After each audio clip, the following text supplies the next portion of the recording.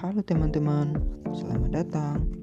Semoga teman-teman sehat selalu dan juga bersemangat. Kali ini kita akan belajar mengenai keanekaragaman hayati. Berikut ini merupakan tujuan pembelajaran kita pada kali ini. Tahukah teman-teman apa saja tradisi di Minangkabau yang ada di tanah datar Sumatera Barat? Salah satunya tradisi yang unik dari tanah datar Sumatera Barat ialah pacu jawi atau disebut dengan balapan sapi. Tradisi ini melibatkan balapan sapi di sawah dengan seorang penunggang yang berdiri di belakang sapi. Jadi pacu jawi ini diadakan setelah panen sebagai bentuk rasa syukur atas hasil panen yang melimpah. Nah, pada sapi yang digunakan pada pacu jawi ini bisa kita gunakan sebagai objek pembelajaran pada keanekaragaman hayati, karena sapi yang digunakan beraneka ragaman ras yang memiliki karakteristik fisik dan genetik yang berbeda-beda. Melalui acara pacu jawi ini, masyarakat bisa mengetahui keanekaragaman hayati dan ekosistem di sekitar. Hal ini dapat meningkatkan kesadaran masyarakat mengenai pentingnya menjaga lingkungan dan hewan. Sesuai dengan tujuan pembelajaran, kita akan mempelajari keanekaragaman hayati. Setiap kali kita ngaca, bawaannya pasti pengen ngajak tentang ngecek rambut wajah. Bahkan pakaian kita pun juga ikut menjadi perhatian kita. Tapi pas lagi ngaca, pernah nggak sih kamu berpikir, kok bisa ya wajah tiap orang itu berbeda-beda? Ada yang tahu? Yuk kita cari tahu dengan menyimak video ini. Tidak perlu jauh-jauh deh. Pada model dan warna rambut tiap orang pun pasti berbeda-beda kan? Perbedaan ini terjadi karena adanya keanekaragaman hayati. Jadi, apa sih keanekaragaman hayati itu?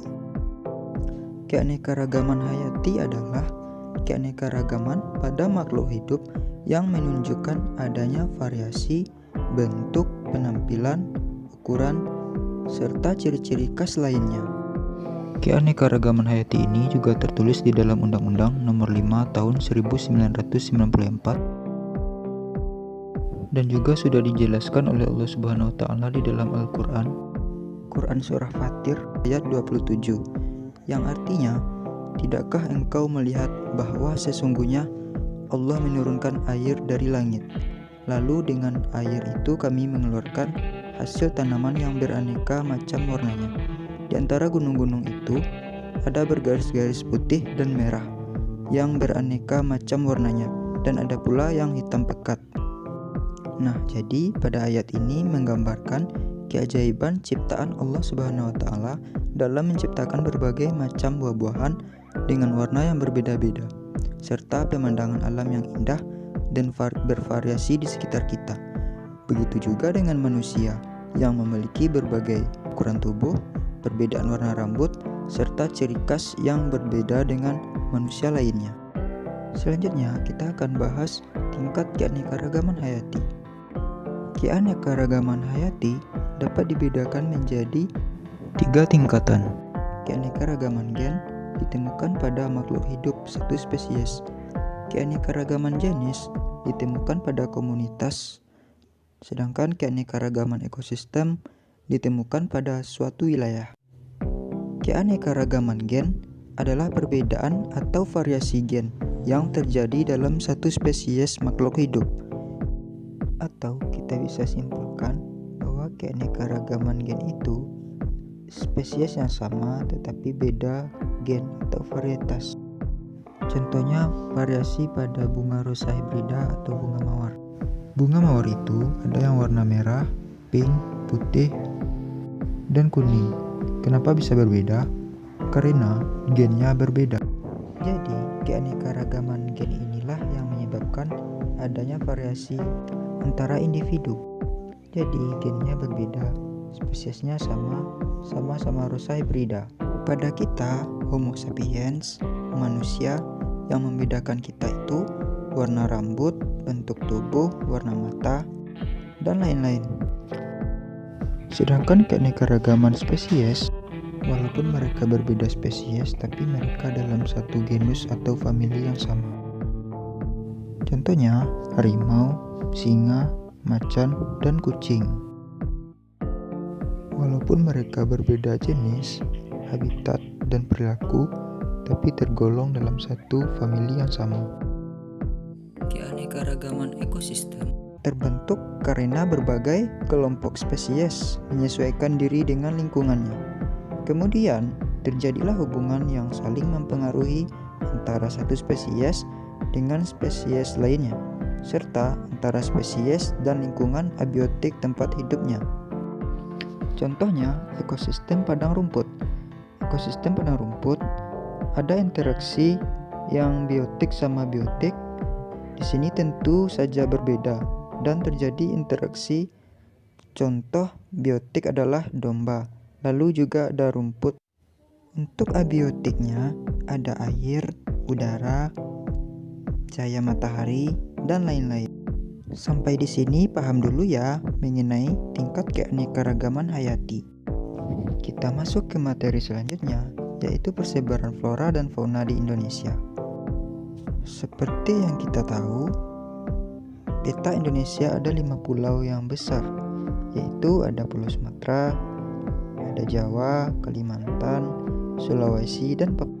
Untuk mengetahui perbedaan flora dan faunanya, kita singkat dengan OVA. O untuk oriental, V untuk interval, dan A untuk Australia.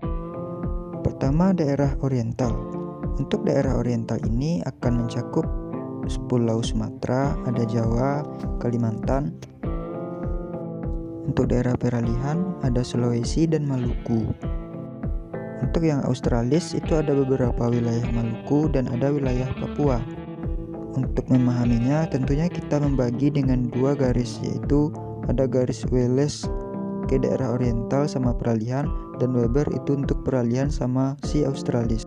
Dari daerah oriental yang merupakan daerah Sumatera, Jawa, dan Kalimantan, serta Bali. Dia ini memiliki ciri-ciri dengan mamalia yang berukuran besar.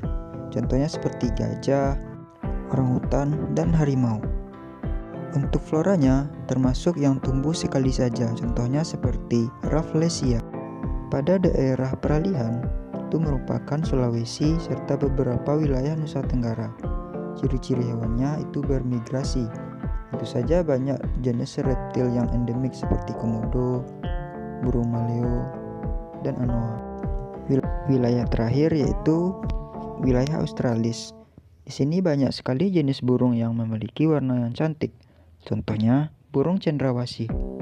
Jadi ini merupakan persebaran flora dan fauna yang ada di Indonesia. Pernahkah teman-teman mendengar fenomena flora dan fauna yang kehilangan habitat karena ulah tangan manusia?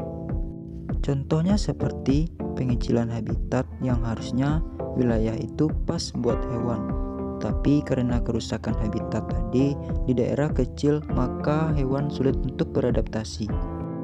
Upaya untuk melestarikan, banyak hal yang dapat kita lakukan. Secara garis besar itu ada 2 cara, yaitu secara ex situ dan in situ.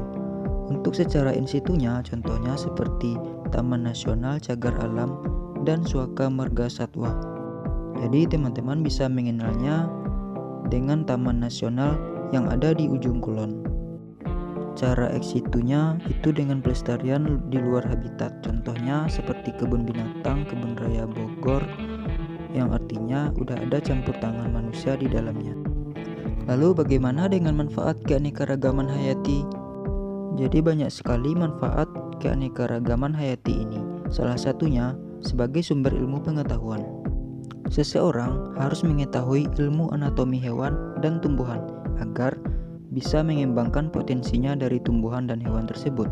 Dengan meneliti flora dan fauna, manusia bisa mendalami berbagai ilmu, terutamanya adalah biologi. Mengenai keanekaragaman hayati, silakan teman-teman bentuk kelompok untuk mendiskusikan jawaban pertanyaan berikut. Terima kasih ya udah nonton video ini. Semoga apa yang disampaikan bermanfaat. Dan see you next time. Terima kasih semuanya.